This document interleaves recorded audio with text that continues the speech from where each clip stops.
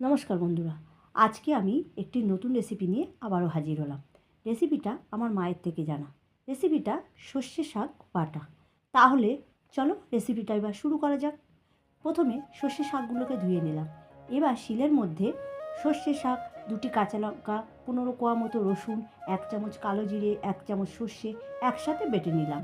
আপনারা চাইলে এটাকে মিক্সিতেও বেটে নিতে পারেন।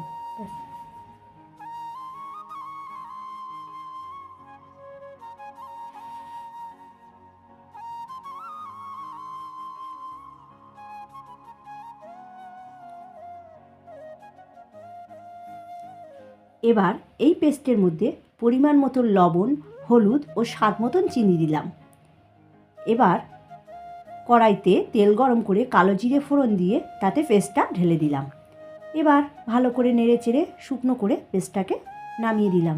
এইভাবেই সহজভাবেই আমাদের তৈরি হয়ে গেল সর্ষে শাক বাটা।